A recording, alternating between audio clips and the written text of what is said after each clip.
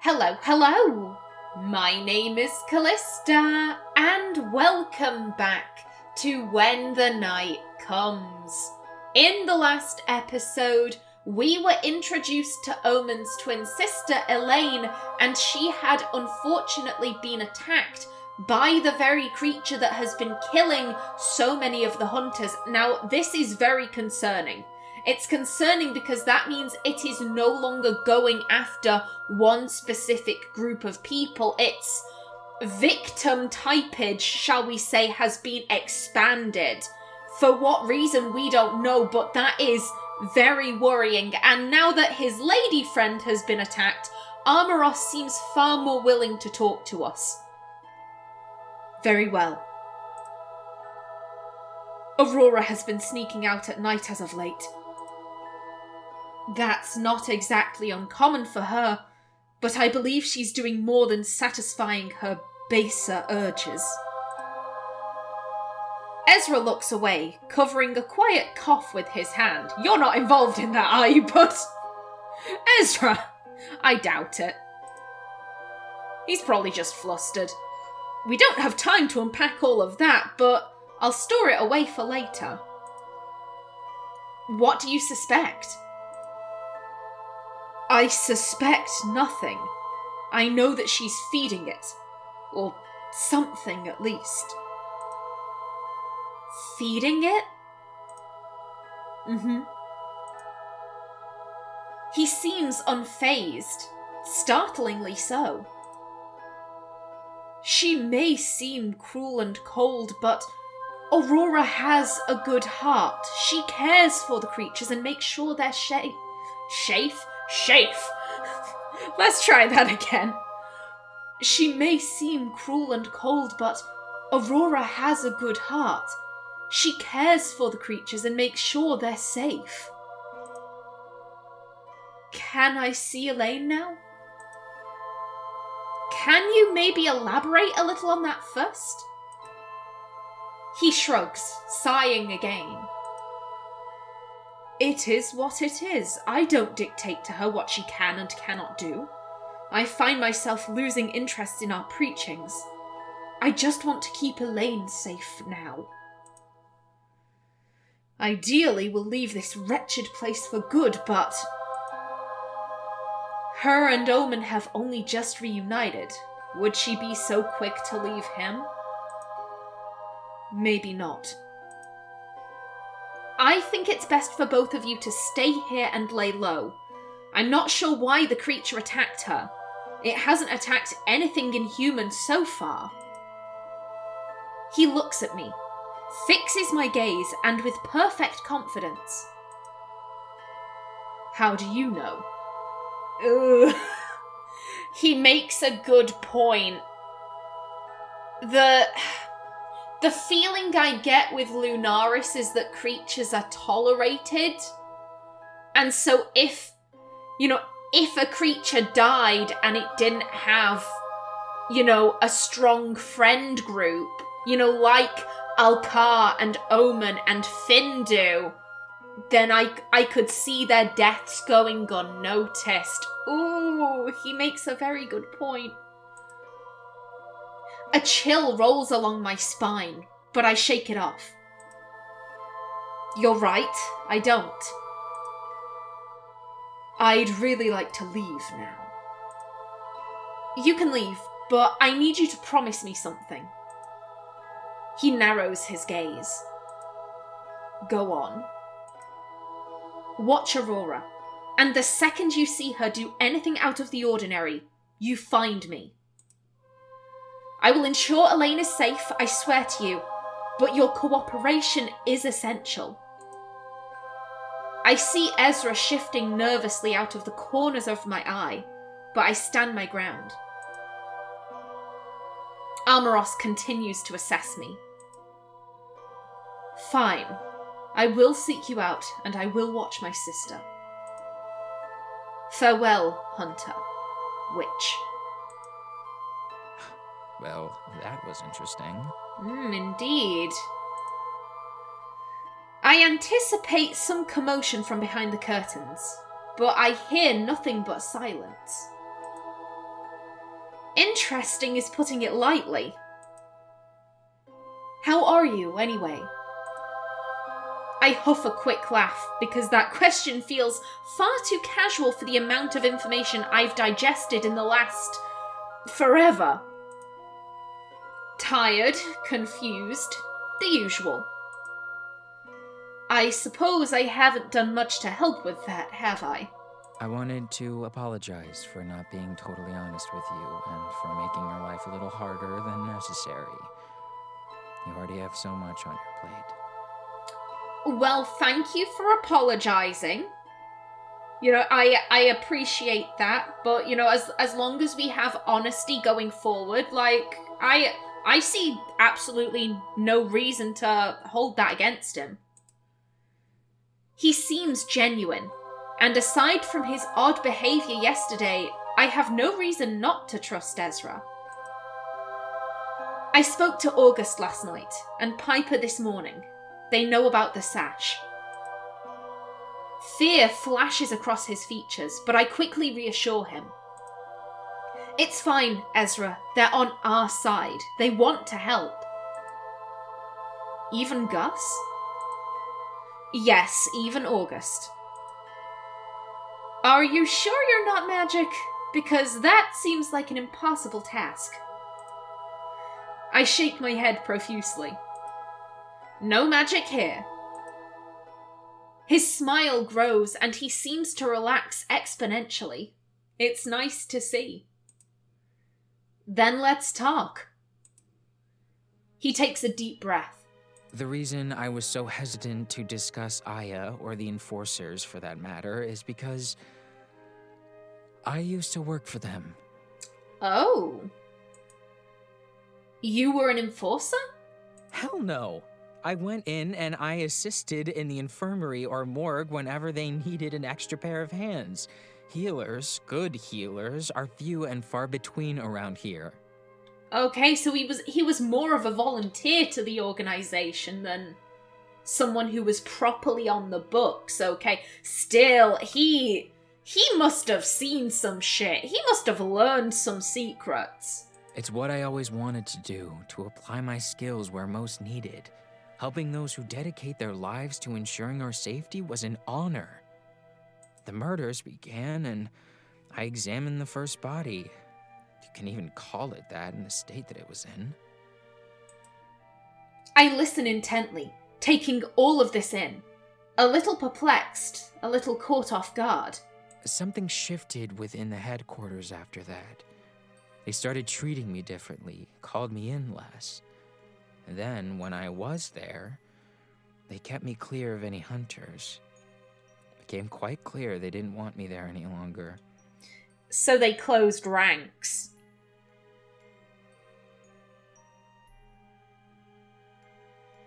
In this situation, I find you either close ranks like that for one of two reasons. One, you think like, oh, it's an outside source, no one can be trusted, we can only trust each other, da-da-da, and that could be why they treated Ezra like that. Or, and I'm finding this far more likely, they closed ranks because they knew it was an internal source. This was coming from within, and they didn't want anyone knowing about it. Ooh, that... Information was being kept from me, important notes about the victims I was supposed to be examining. The Aya incident happened, then another dead hunter turned up, and they revoked my access. They took away all of my notes. Notes? He nods, glancing over at the kitchen counter. I may have had Piper retrieve them for me. If you'd like to take them, there's not much, but you're welcome to them. Ooh. Oh, we need these notes, because stuff is being kept from us. I mean, I will admit my memory on what happened in the last episode is rather shaky. I'm back from my vacation now, but it has been it's been about 20-ish days since I last touched When the Night Comes. I'm pretty sure that, Harry hid the identity of the last murder victim. We discovered that it was Harry's husband. And like I said, I want to trust Harry because I like him, but I also get the feeling that they're setting him up as a twist villain. And then, yeah, there's this whole Aya situation. She was placed in the dungeons for treason, but no one's really saying what that treason was. And yeah, we have to take the notes. They're too important. This is like, not only is it more evidence, it's evidence from an outside source. If you get what I'm saying, there's a chance that any information we get from, the enforcers or the hunters, whichever, let me rephrase that, the hunters and enforcers who are loyal to the agency, those notes we get from them could be doctored. There could be misinformation, there could be outright lies. The notes we get from Ezra are far more likely to be honest because he's more of an impartial witness. So yeah, we have to take them. Yes, I'll take them. He opens one of the kitchen drawers, pulling out a pile of parchment. Then he discards what looks like a fake wooden bottom. The notebook is nestled safely beneath it. Here. I took it away inside my jacket for later. So, why were you so afraid to tell me this? You did nothing wrong, you were helping people.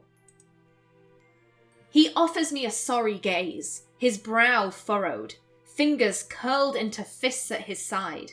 They don't like people talking about it, about the deaths. Many of us have our suspicions now, and they know. I think they'd do anything to keep what's happening quiet. Like not telling me who the latest victim is. Exactly. I wasn't even sure if I could trust Gus, but I wanted to so badly that I pushed my apprehension aside. You were right to trust them. They're on our side. They're scared too. Oh, Gus. I just want all of this to be over. What are we gonna do? I smile, and Ezra's expression lights up. You have a plan? I have a plan. That's right, we were gonna break into the dungeons. I remember now. We need your help. As I remember, I wasn't flirting. I've decided I want to romance August. And because I want to get into a romance with them, it just feels rude flirting with the other members of the cast. And this is way too demanding. Yeah, we need your help, please. I'm going to need your help, along with a few of the others. Anything you need. I'm your guy. Well, magic-wise, anyway. We share a laugh, and Ezra definitely seems more relaxed now. Like a weight has been lifted off his shoulders. Piper and I are going into the dungeons to see if we can locate Aya. If we can talk to her, I think we might have a start.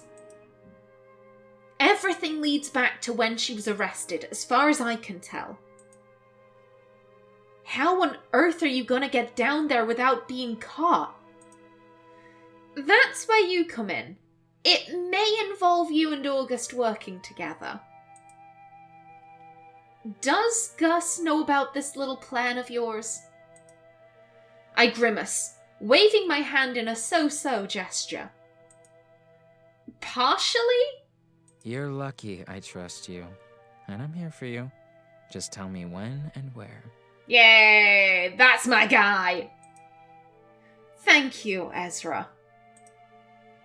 Now, how can I find Finn? Why, a secret passageway, of course. You're in the right place. He bends down, kicking aside a colourful rug to reveal that hidden hatch. It creaks loudly when he opens it, a gust of cold, stale wind rising from its depths. Walk for about 10 minutes, and then when you see candlelight, it's the third door on the left. Don't be alarmed by any vampires you stumble across. They're all friendly. Good to know. I nod, taking a deep breath. I lower myself into the hatch, gazing up at him with a smile. See you around.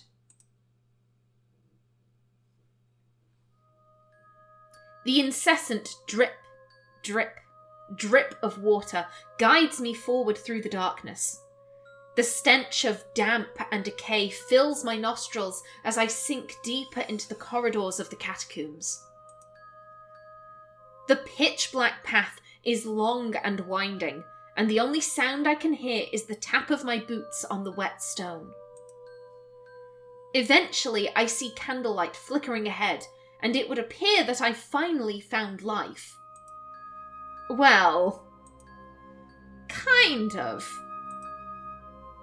I remember to look for the third door on the left, just as Ezra had instructed, but as I approach, I find it wide open.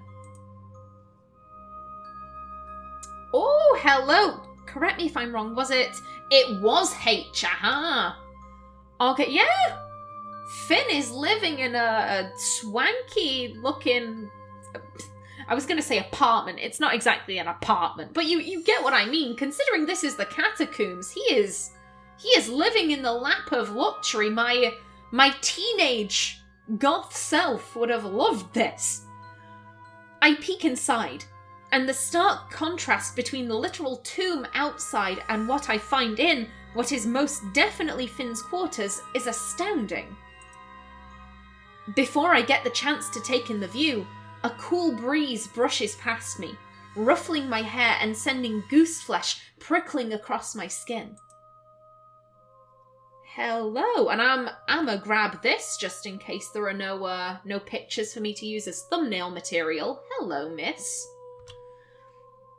A small, darkly clad girl appears before me in a flash, her eyes the brightest crimson as they bore into me. She stands with her head tilted and a toothy grin across... Let's try that again. She stands with her head tilted and a toothy grin crossing dark lips. Madam, how do I voice you? Who is you? Oh, what am I feeling for you? She doesn't look like the type to have a kind of, Mary Poppins-esque voice. That doesn't feel right. I feel like I should go northern, but here's the thing, I'm having to go northern for Piper, 'cause I can't do a Cockney accent. God, if I do an American accent for her, I'll sound like a Valley girl, and again, she doesn't look like she'd have a Valley girl type of sound. I get, we're just gonna have two ladies with very similar sounding accents. Are you lost, human?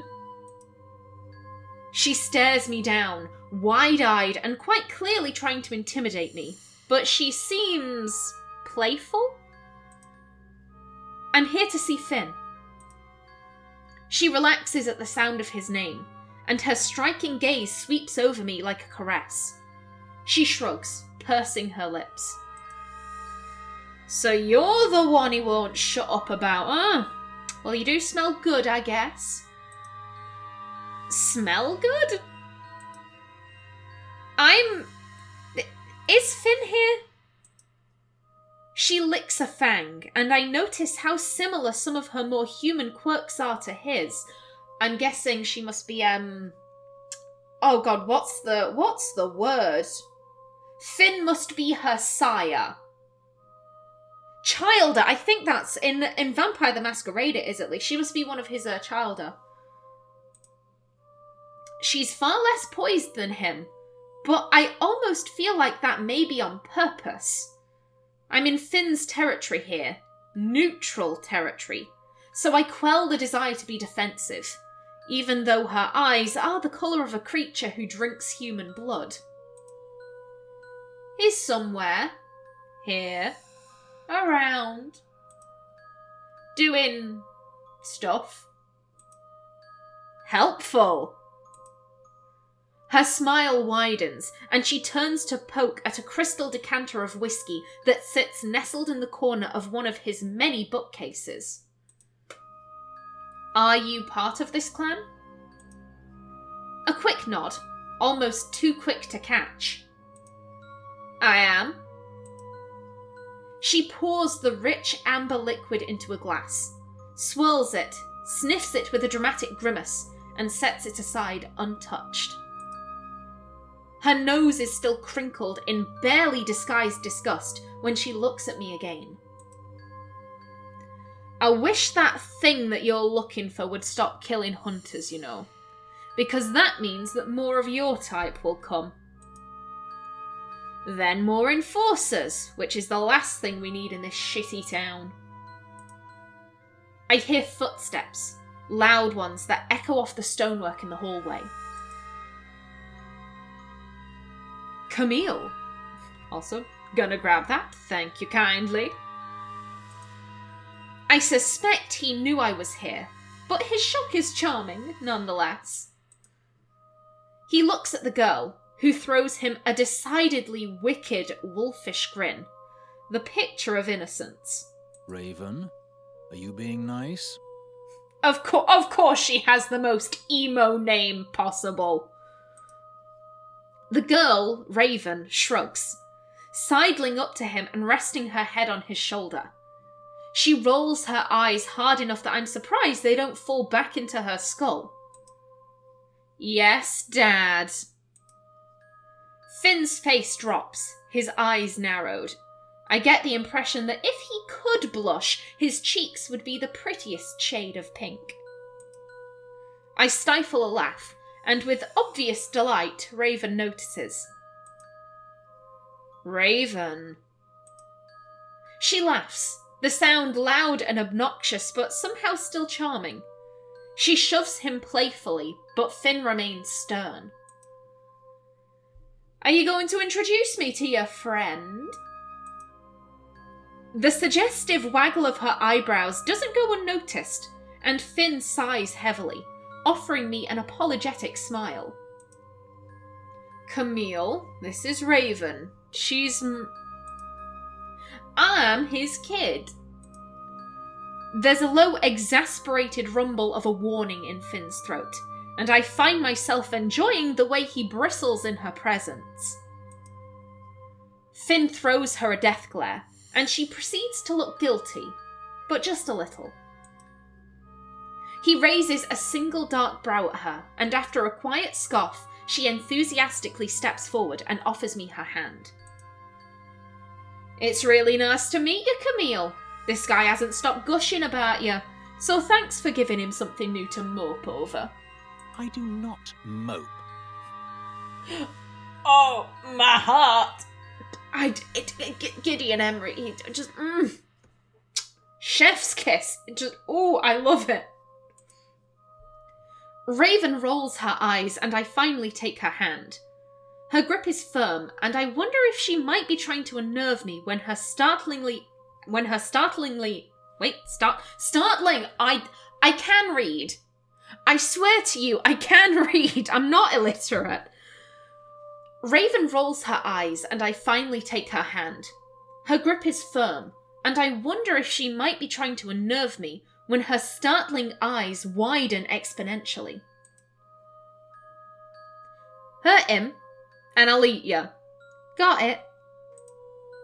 I open my mouth to respond, but before I get the chance, she's laughing again.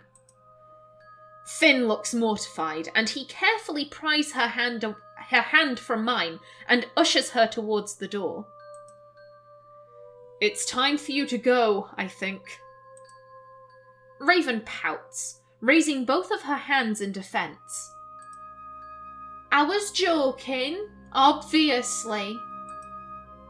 I like her already. Oh, I'm sorry, Raven. I am so sorry. Camille cannot be your stepmother because I've already decided on August. Finn is very tempting, but August has their charms, and I like them. She offers me a little wave and rises onto her tiptoes to press a kiss to Finn's cheek. He looks at her with unabashed fondness, a small smile creeping onto his lips. Go. Say hello to Lux for me, and be good. He runs his hands over her shorn scalp, and she swats at him playfully, scoffing much like a teenager would at an embarrassing parent. I'll do more than say hello. Bye, Camille.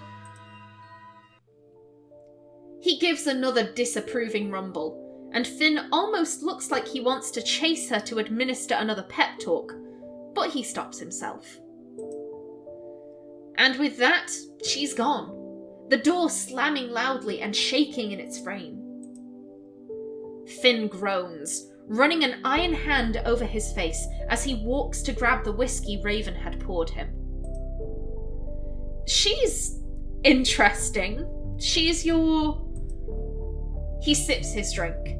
She's a pain in the ass is what she is. But I suppose she's my pain in the ass. Aww, he does love her. I sired her, so she's my responsibility. She jokes about me being her father, but I suppose I am, in a way. Oh, this is getting to me. I don't know why. He takes a small sip of whiskey, savouring the taste for a moment before he speaks. Though I prefer brother, father just makes me sound so... old? His laugh is charming. Yes, old. She tends to look after me much more than I look after her. She's a good kid. I'd be lost without her.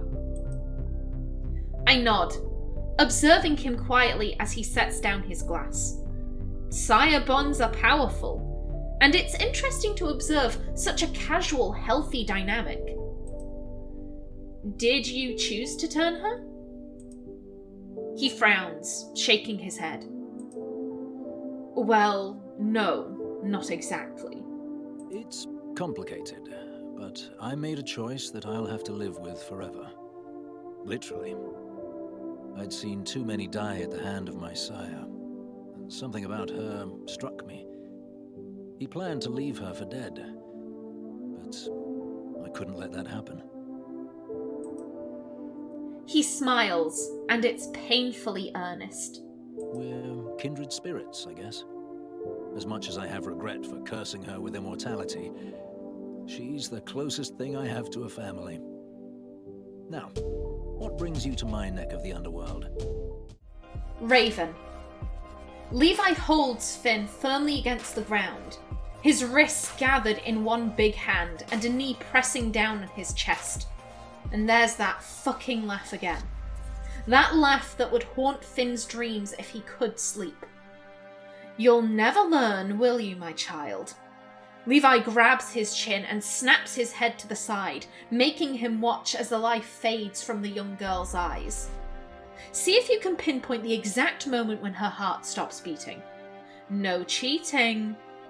Finn sees her lips move, and there's an ache deep in his chest that he can't quite place as her hand falls to the side, her fingers twitching, and he swears she's reaching for him. Let me go, he hisses, finally mustering the strength to push his sire away. Levi rolls his eyes and stands slowly, dusting off his coat and adjusting the high collar of his expensive shirt.